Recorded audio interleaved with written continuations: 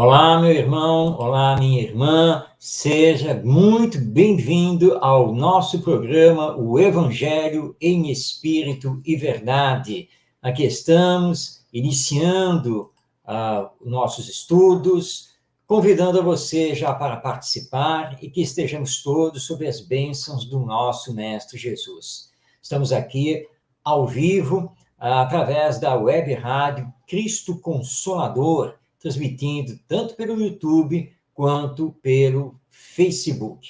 Hoje, no nosso programa, daremos continuidade ao estudo do capítulo 4 de O Evangelho segundo o Espiritismo, sobre a questão da ressurreição e da reencarnação, e também nós teremos a continuidade do estudo dos ensinos do nosso Mestre Jesus. Hoje vamos ter uma conversa bastante importante sobre a questão do sábado, a representação do templo religioso. E vamos introduzir, a partir do programa de hoje, a carta de Paulo de Tarso aos Filipenses. Fique aí que daqui a pouco você vai saber que comunidade cristã é essa. E vamos destacar, então, o primeiro versículo escolhido dessa carta de Paulo de Tarso. E no final do programa, iniciamos isso na semana passada, teremos, então, o comentário de José Herculano Pires sobre uma passagem do Evangelho. Tudo isso, começando agora no nosso programa, e você pode participar através do chat, tanto do YouTube, quanto também do Facebook. Vamos, então, aqui a nossa apresentação. Hoje, nós temos, então, a segunda parte do estudo sobre a ressurreição e a reencarnação. Estudo esse que Allan Kardec faz em O Evangelho segundo o Espiritismo, no seu capítulo 4, nos itens 1 a 17. Fizemos, então, a primeira parte desse estudo no programa passado. Hoje temos, então, a segunda parte. Allan Kardec, nesse texto, ele destaca várias passagens do Novo Testamento que têm a ver com as ideias da ressurreição e da reencarnação. E nós vamos, então, hoje, trabalhar a passagem que está no Evangelho segundo Mateus, o Evangelho de Mateus, esse discípulo do Mestre Jesus. Lá no capítulo 11, versículos 12 a 15. Está aí na tela para que você possa acompanhar. Quando Mateus diz o seguinte, são palavras de Jesus registradas por Mateus. Desde os tempos de João, vamos começar novamente, vamos lá. Desde os tempos de João Batista até agora, o reino dos céus é tomado pela força, e os que fazem violência são os que o arrebatam. Porque todos os profetas e a lei, até João, profetizaram. E se vós o quereis bem compreender, ele mesmo é o Elias que há de vir. O que tem ouvidos de ouvir, ouça. Então, a partir dessa passagem, Allan Kardec faz uma série de apontamentos, de comentários à luz da doutrina espírita, para entendermos o que Jesus estava querendo efetivamente nos dizer. Bom, ele diz que desde todos os tempos, de João Batista até agora. Bom, João Batista era um contemporâneo de Jesus, ou seja, viveu na mesma época, estiveram juntos quando do início do mandato messiânico de Jesus. Ora, então, não parece fazer sentido esta fala do mestre, desde os tempos de João Batista. Ou seja, 30, 40 anos? É isso? Não, não pode ser. Então, Jesus está se referindo a um João Batista anterior? Seria isso? Porque, desde os tempos de João Batista até agora, o reino dos céus é tomado pela força. E os que fazem violência são os que o arrebatam. Ora, a história humana e a própria história do povo judeu é uma história de guerras, de violências, de desrespeito aos direitos humanos. E aí a fala de Jesus fica mais clara na sequência, quando ele diz, porque todos os profetas e a lei, até João, profetizaram. Bem, aqui o pensamento do nosso mestre ficou mais claro. Então, ele está se referindo aos antigos profetas judaicos. Elias, Daniel, Ezequiel, Samuel e assim por diante. Ora, todos esses profetas viveram entre 300 a 700 anos antes de Jesus. Então, Jesus está falando desde essa época. Mas também está dizendo que todos eles, e até João o Batista, todos profetizaram. A profecia, ou o profetismo, era muito conhecido entre os judeus. E os profetas nada mais eram do que médiuns. E médiuns de premonição, médiuns proféticos. Ou seja, eles recebiam, seja através de visões ou outro fenômeno mediúnico, eles recebiam, então, as informações do que viria a acontecer no futuro, seja mais próximo ou mais remoto. Então, ele diz que o próprio João profetizou. Mas como que João profetizou, se João Batista não era considerado um profeta? Se João Batista era daquela atualidade? E para elucidar isso, ele diz, e se vós o quereis bem compreender, ele mesmo, ou seja, João Batista, é o Elias que há de vir. Alguns profetas judeus da sua antiguidade diziam que para a vinda do Messias, do enviado de Deus, era necessário que o profeta Elias viesse primeiro, renascesse primeiro. E aí Jesus, em todas as letras, confirma que João Batista, na verdade, era Elias. Daí porque João Batista, na consideração do Mestre Jesus, ser classificado como profeta, porque profeta ele havia sido, como Elias, mas profeta também o havia sido, como João Batista, já que ele anunciava a chegada do Messias, do enviado do Senhor, e havia apontado Jesus como a realização dessa profecia. Então, está muito claro para todos nós que o nosso Mestre Jesus estava aqui se referindo à reencarnação. João Batista é o Elias. Ora, João Batista só pode ser o personagem da antiguidade através dos mecanismos da reencarnação. Não há outra maneira de ser. Porque a ressurreição no corpo físico, essa nós sabemos muito bem que é impossível, não tem como.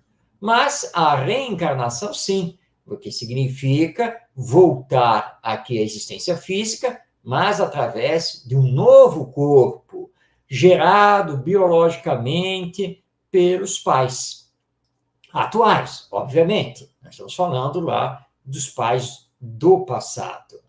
Então, Jesus anuncia, olha, João Batista, se vocês querem bem saber, bem compreender, João Batista, na verdade, é o profeta Elias.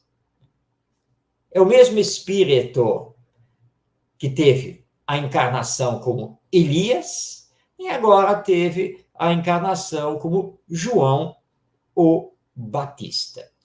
Bem, Allan Kardec comenta esta passagem aqui de Jesus. E o seu comentário faz parte do item 17 desse capítulo 4 de O Evangelho segundo o Espiritismo. Diz então o nosso codificador: a reencarnação aparece como uma necessidade absoluta, uma condição inerente à humanidade. Em outra palavra, uma lei da natureza.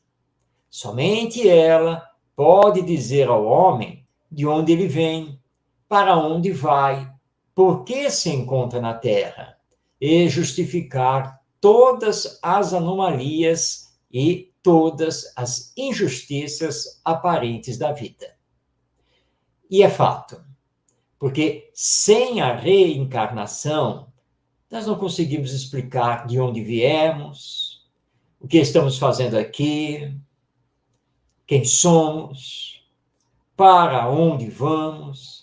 Sem a reencarnação, não conseguimos justificar as dores e os sofrimentos, as desigualdades de nascimento.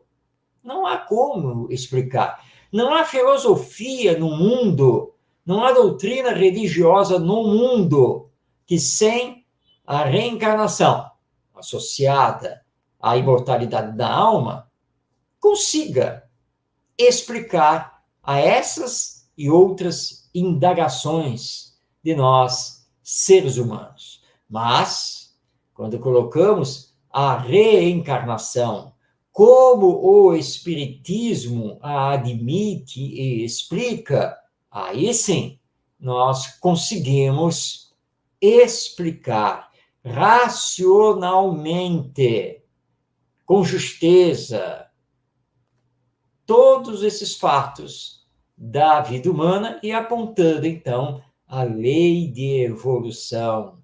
Porque nós estamos aqui, por acaso, nós temos uma finalidade maior, que é realizar o nosso aperfeiçoamento intelectual e moral rumo à perfeição. Daí, então, as palavras de Allan Kardec, que a reencarnação, ela aparece como uma necessidade absoluta. Porque sem ela, nós não temos explicação. E é também uma condição inerente à humanidade.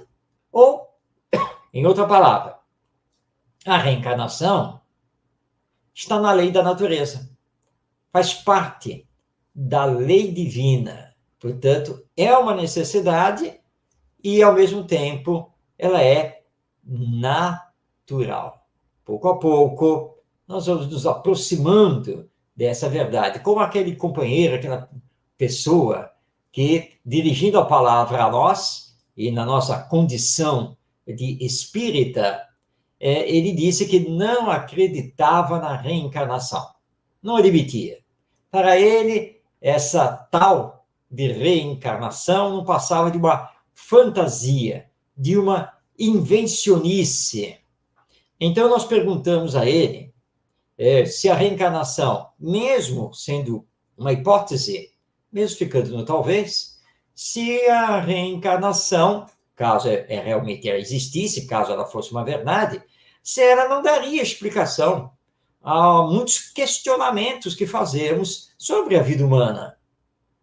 Ele, então, respondeu: bem, se a reencarnação de fato existisse, se ela fosse uma verdade, sim, não resta dúvida, ela explicaria muitas coisas da nossa vida. Então, nós sorrimos, agradecemos pelo diálogo, nos despedimos e pedimos que ele pensasse. Ora, se a reencarnação, teoricamente falando, como uma hipótese, se ela existir, ela pode explicar os nossos questionamentos sobre a vida, então por que a reencarnação não pode ser uma verdade e de fato existir? É como aquele cientista materialista que disse que não acreditava na hipótese de Deus para explicar a criação do universo. Mas, como cientista, ele não podia descartar essa ideia como uma hipótese, mesmo porque, e aí são palavras desse cientista, por enquanto, Até hoje, Deus não deixa de ser a melhor hipótese para explicar a criação e o funcionamento do universo. É questão de tempo para abraçarmos a reencarnação, a alma imortal e Deus como nosso Pai e Criador. Tudo isso, então, estamos tirando aqui de o Evangelho segundo o Espiritismo, no seu capítulo 4, quando Jesus estuda várias passagens do Novo Testamento, quando, então, Jesus deixa muito clara a existência da reencarnação, como é o caso aqui de João Batista, que era a reencarnação do profeta Elias. Bem, vamos prosseguir o nosso estudo, mas saindo agora de o Evangelho segundo o Espiritismo, para adentrarmos a obra Parábolas e Ensinos de Jesus, que está aí na tela, que é um livro de Caibar Schutel, publicado pela Casa Editora O Clarim. É uma obra excepcional que eu recomendo a todos fazerem a leitura e o estudo. Na primeira parte, Caibar Schutel desdobra a visão espírita sobre cada parábola contada por Jesus, e na segunda parte ele se debruça, então, sobre o entendimento dos mais variados ensinos que Jesus nos deu. Nós já fizemos as parábolas, estamos agora fazendo os ensinos do nosso Mestre Jesus.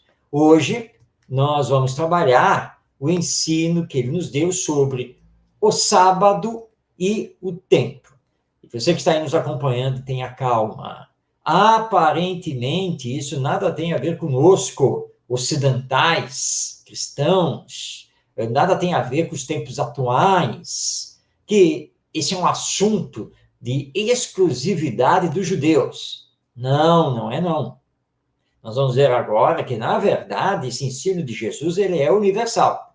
E dele nós podemos tirar lições muito preciosas para a nossa vida atual e o nosso dia a dia. Bem, mas vamos conhecer esse ensino de Jesus que foi anotado por Mateus, nos capítulo 18, versículos 1 a 8 do seu Evangelho. Mateus, temos que lembrar que também chamado de Levi, foi discípulo direto de Jesus, convocado por ele para se juntar aos 12 discípulos. E Mateus acompanhou, né? Foi testemunha ocular de boa parte das ações e das falas do nosso Mestre Jesus. Daí porque, então, nós vamos ter o Evangelho que foi redigido por ele, mas, como dizem alguns historiadores, não apenas por ele, mas muito provavelmente também por outros discípulos que aprenderam com o próprio Mateus. Mas essa é apenas uma questão histórica. Vamos, então, a esta passagem para fazermos a sua compreensão à luz da doutrina espírita. Então, relata Mateus que, naquele tempo, em um sábado, passou Jesus pelas searas e seus discípulos, tendo fome, começaram a colher espigas e a comer. Os fariseus, vendo isto, disseram-lhe: os teus discípulos estão fazendo o que não é lícito fazer nos sábados. Vamos, primeiramente, contextualizar no tempo e na cultura judaica esta passagem de Jesus, para, na sequência, podemos fazer a transposição para a nossa atualidade. Então, era um sábado. Bem, para os judeus ortodoxos, os judeus que estudavam a lei mosaica e faziam interpretações ao pé da letra, o sábado era considerado um dia sagrado, onde não se podia trabalhar. Sábado era o dia de jejuar. Portanto, eles, na sexta-feira, já preparavam tudo para o sábado. Então, os alimentos, as orações, os rituais, tudo era preparado. E, normalmente, os judeus passavam o sábado em casa, com a família. Então, era um sábado. E Jesus caminhava com os discípulos numa seara, ou seja, ele estava no campo. E chegou uma hora que os discípulos, com fome, viram ali o milharal e resolveram colher espigas para poder se alimentar. Alguns sacerdotes fariseus, que também estavam passando por ali, ao verem a cena, repreenderam Jesus, porque era sábado.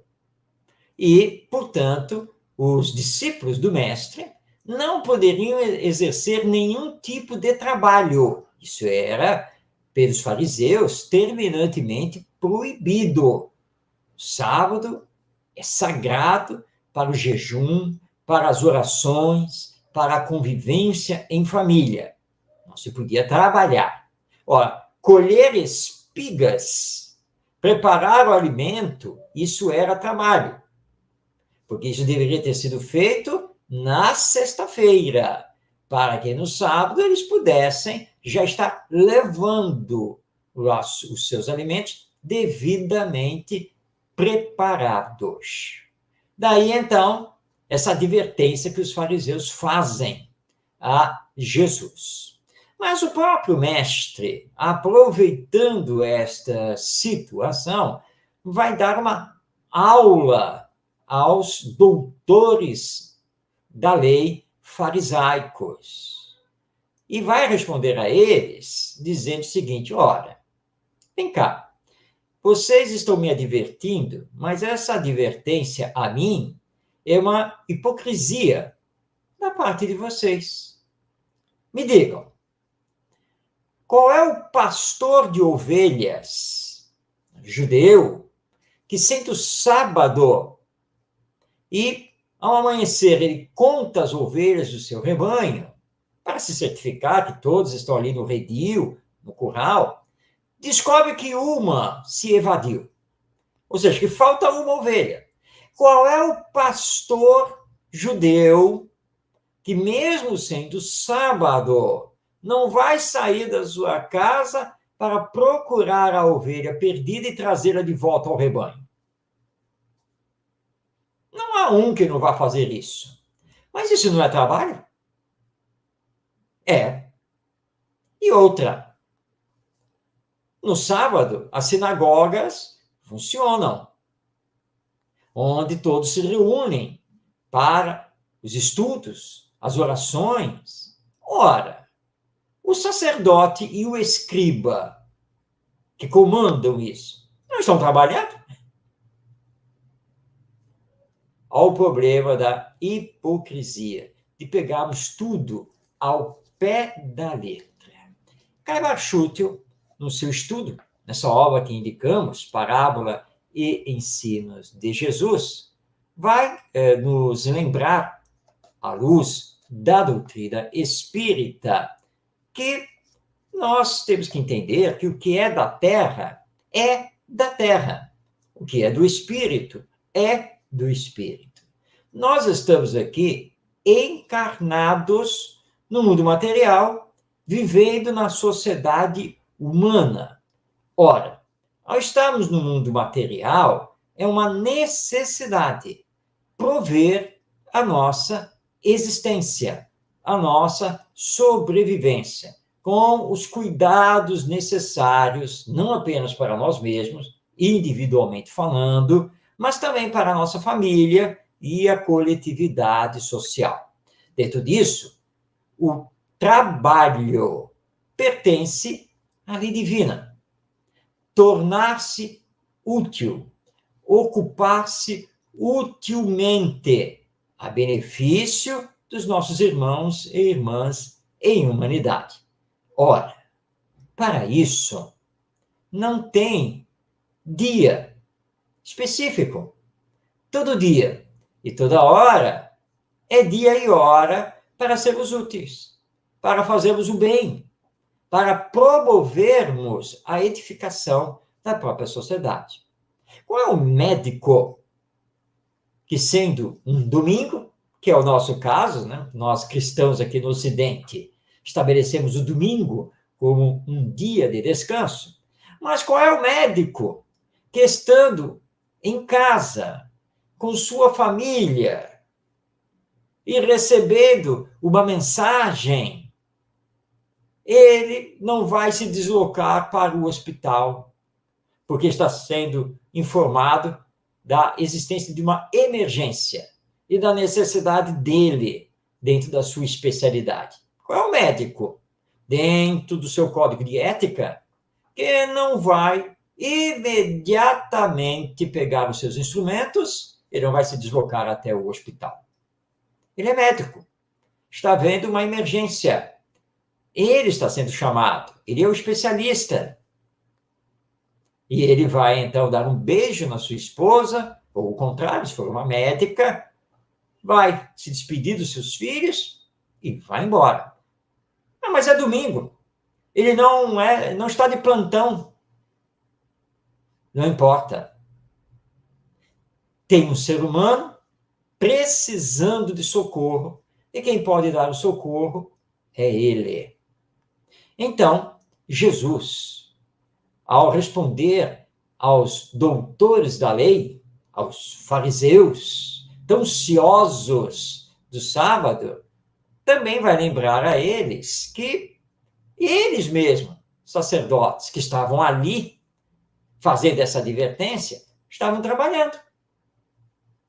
Porque eles estavam ali pelas ruas, pelo campo, como fiscais. Ora, ou seja, né, para fiscalizar o cumprimento do descanso no sábado. E, portanto, estavam exercendo um trabalho.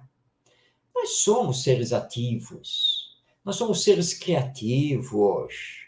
Claro, horas de lazer são importantes.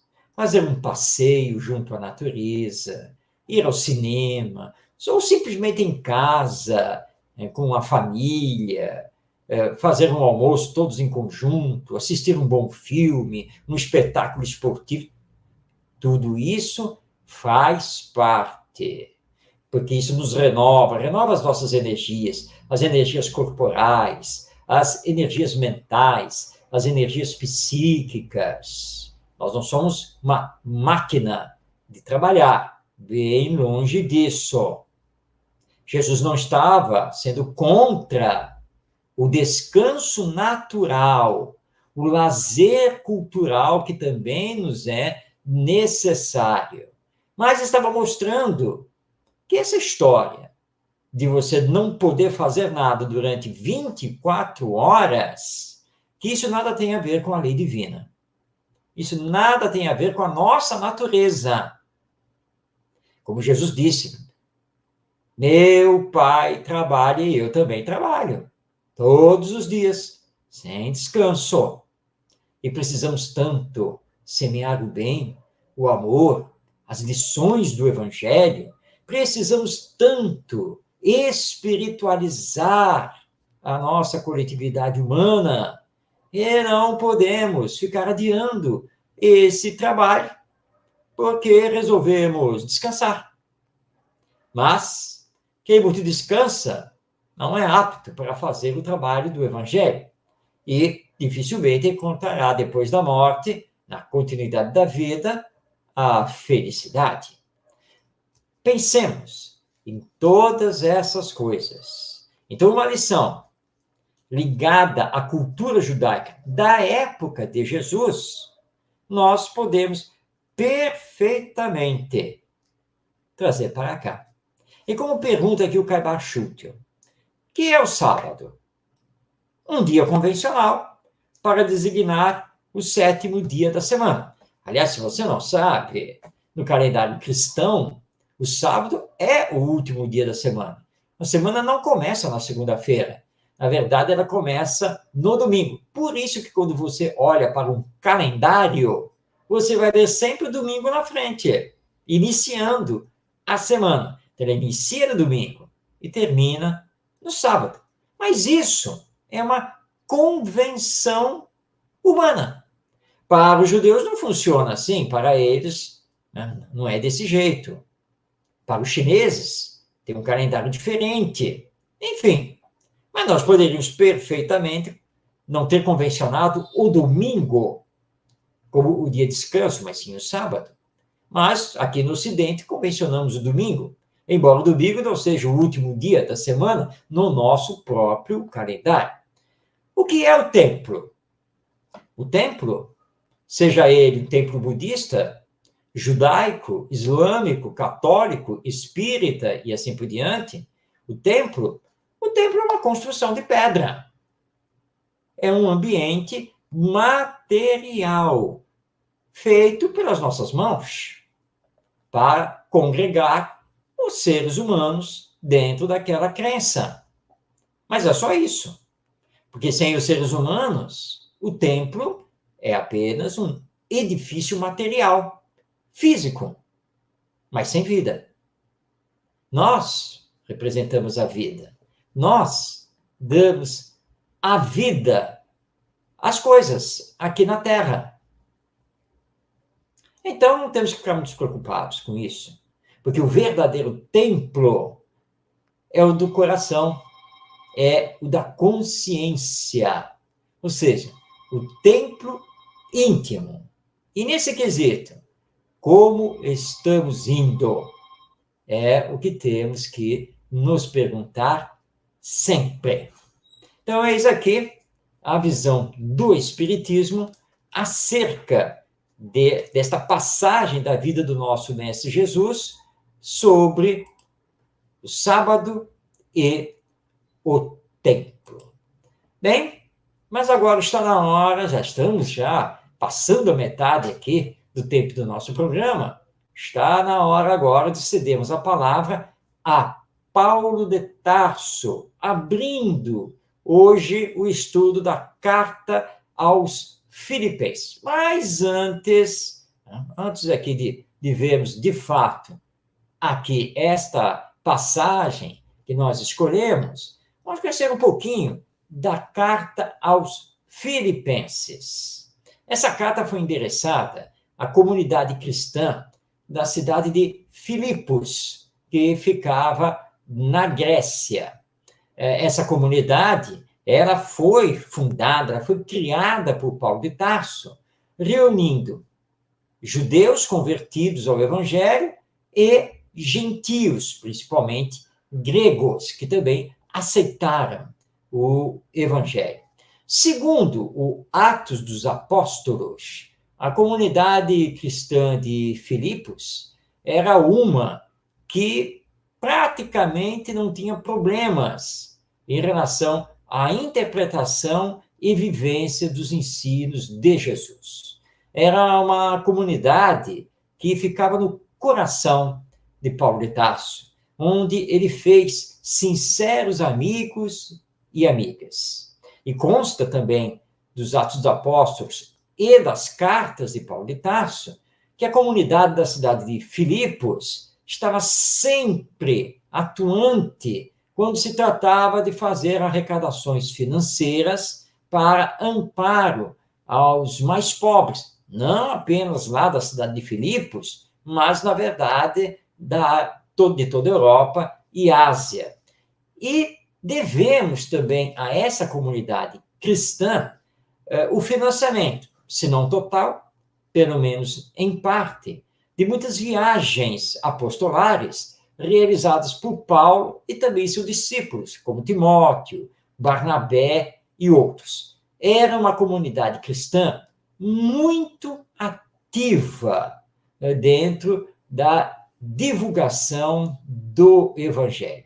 E o que nós reparamos nessa carta que Paulo dirige aos Filipenses é que ele não faz advertências a eles, não parece corrigir nada do que acontecia naquela comunidade cristã.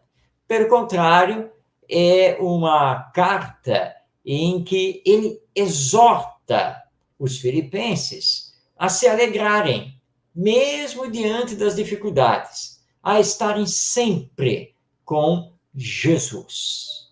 Essa carta aos filipenses, segundo boa parte dos historiadores, e também confirmado por Emmanuel através do Chico Xavier, ela foi escrita lá na cidade de Roma, quando Paulo estava preso. Tá? E foi aí que ele escreveu aos filipenses. Vamos, então, aqui ao versículo que vamos hoje estudar. Está no primeiro capítulo e é o versículo 9, onde o Paulo, se dirigindo então aos filipenses, nos diz: E é isto o que peço, que vosso amor cresça cada vez mais em conhecimento e em sensibilidade. Muito bem, vamos então fazer a interpretação espírita desse texto. Nós sabemos, quando estudamos o Espiritismo, que quando reencarnamos, trazemos um projeto de vida. E é um projeto de vida sempre muito importante. Que projeto é esse? Desenvolvermos com todas as forças o amor ao próximo. Ou seja, colocar em prática o amai-vos uns aos outros. Para isso, devemos incessantemente combater em nós o egoísmo e o orgulho, que são as duas grandes chagas morais da humanidade. Egoísmo e orgulho são a base de todos os vícios e, portanto, de todos os males humanos. Prestou atenção? Eu falei em combater em nós mesmos. Em outras palavras, combater em mim mesmo o egoísmo e o orgulho.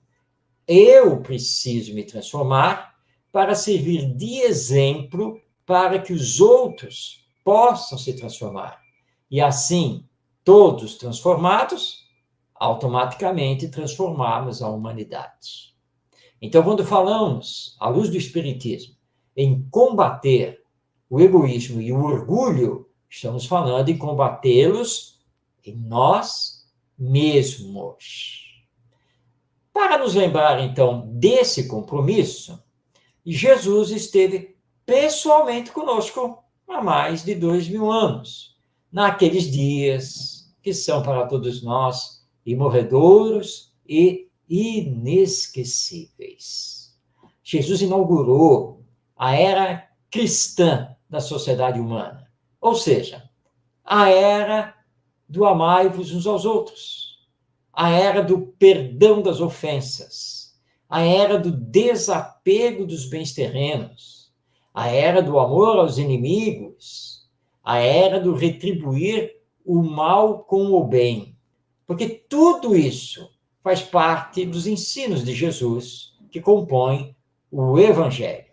E ele nos ensinou isso através de sermões, diálogos, parábolas, ensinos e exemplos.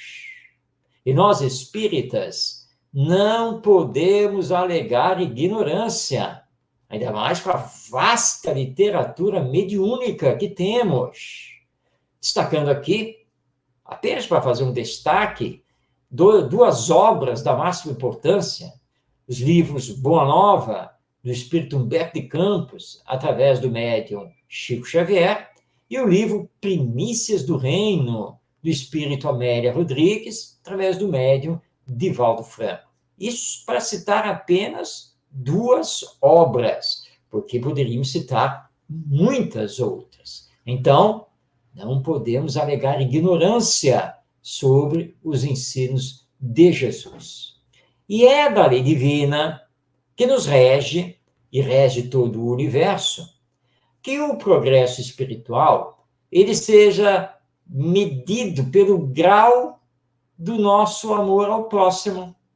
Ou seja, como estamos na escala do nosso progresso espiritual? Bem, a métrica, o que vai fazer a medida da nossa evolução, é o maior ou menor grau que temos de amor ao próximo. Então, quanto mais amor tivermos, sem olhar a quem, distribuindo a bondade, o perdão, a compreensão, a caridade, mais próximo estaremos da meta da perfeição. Portanto, quanto menos amor tivermos, fazendo distinções, discriminando, ainda mantendo ódios mais próximos do início da nossa jornada evolutiva estaremos. Então, a medida do nosso progresso espiritual é o amor. Quanto mais amor tivermos para com os outros, isso significa que mais progresso espiritual fizemos. Quanto menos amor tivermos para com os outros, significa que menos progresso espiritual fizemos até este momento. Bem, diante dessa constatação, convém não retardar a expansão do amor, que, segundo os espíritos, é o maior dos sentimentos. Porque o amor é o único caminho que pode nos ligar a Deus. O amor é o único caminho que pode nos trazer paz e felicidade para todo o sempre. Vamos ainda entender melhor isso de forma mais prática. Jesus pediu que nos reconciliássemos com os adversários enquanto estamos com eles, para não suceder que, depois da morte, tenhamos as questões que nos separam ainda mais agravadas, nos chamados processos espirituais obsessivos e que podem ser de longo curso. Portanto, se reconciliar com o outro é a aplicação prática do amai-vos uns aos outros. Para isso, nós vamos ter que exercer a compreensão. E mais do que a compreensão, o perdão e a reconstrução do relacionamento. Mas esse é o único caminho para finalmente encontrarmos a felicidade. Então, se queremos alcançar o reino dos céus, que é uma expressão equivalente a um estado mais feliz no mundo espiritual, sejamos compreensivos, bondosos, fraternos, solidários, tolerantes, ao mesmo tempo que operantes e úteis na causa do Evangelho, pensando sempre no bem coletivo, auxiliando na transformação moral da humanidade, estabelecendo progressivamente o mundo de regeneração, onde, conforme temos ali informado na codificação espírita, o bem finalmente predominará sobre o mal.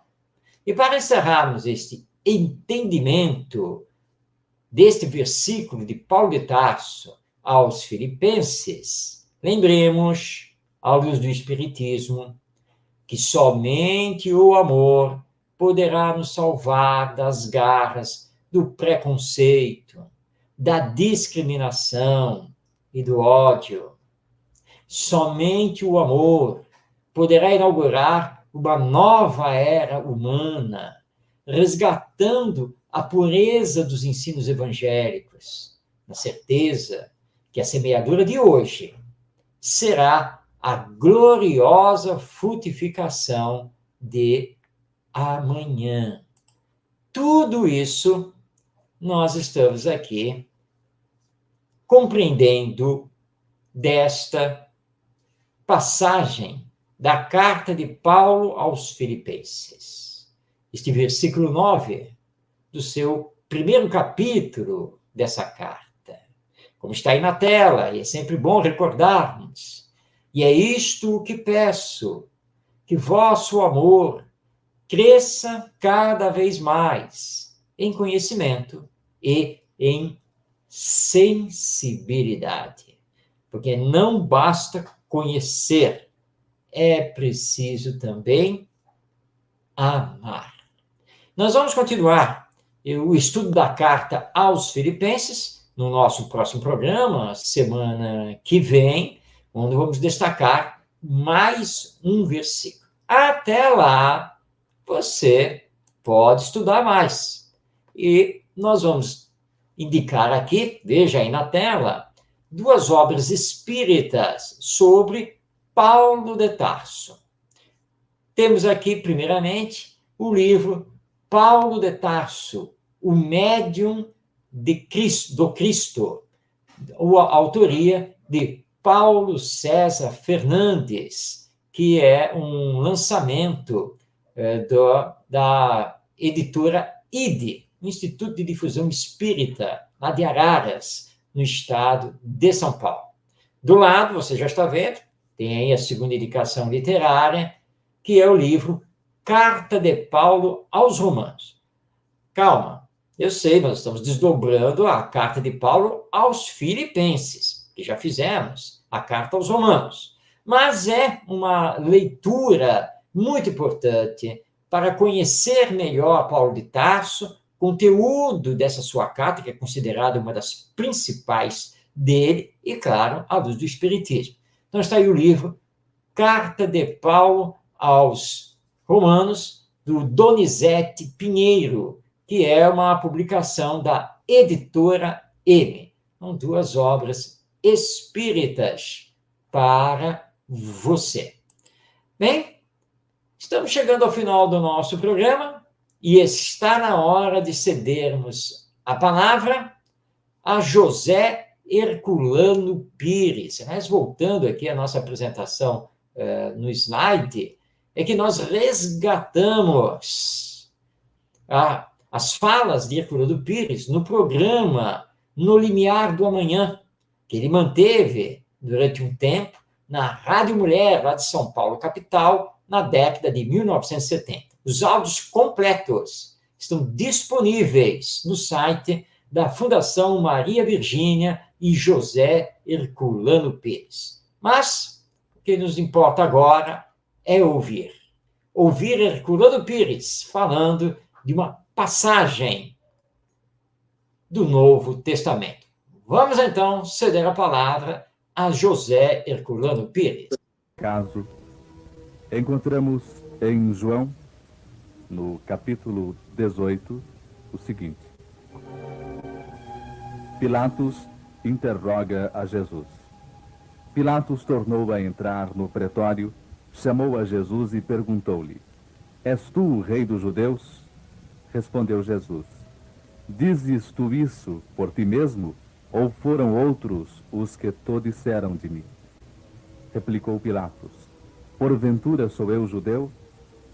A tua própria nação e os principais sacerdotes entregaram-te nas minhas mãos. Que fizeste? Respondeu Jesus: O meu reino não é deste mundo. Se o meu reino fosse deste mundo, os meus súditos pelejariam para não ser eu entregue aos judeus. Mas agora o meu reino não é daqui. Este trecho do Evangelho de João nos dá uma visão do reino de Deus que Jesus trazia para estabelecer na terra como algo que não podia ser implantado imediatamente. Nós vemos Jesus responder a Pilatos que o seu reino não era deste mundo. Pois se o fosse, os seus discípulos, os seus seguidores, teriam lutado para defendê-lo contra as forças romanas que o prenderam e também contra as forças judaicas que procuravam levá-lo à condenação e que o entregavam, como vimos, nas mãos dos romanos. Mas, quando Jesus disse que o reino dele não era deste mundo, poderia dar a impressão de que, passando pela terra, ele apenas procurava arrebatar os homens para o reino de Deus nas alturas do céu. Entretanto, logo em seguida, vem aquela frase: o meu reino agora não é deste mundo. Há outras traduções do Evangelho que dizem: o meu reino ainda não é deste mundo. Vinícius, o nosso conhecido e saudoso Pedro de Camargo, que especializou-se muito no trato do Evangelho, ele costumava acentuar isto nas suas pregações, que Jesus afirmara que o seu reino ainda não era deste mundo, porque ele o será. Jesus implantou o reino de Deus na terra desde o momento em que iniciou aqui as suas pregações. Ele o lançou no coração dos seus discípulos, dos seus apóstolos, de todos aqueles que quiseram ouvi-lo e segui-lo.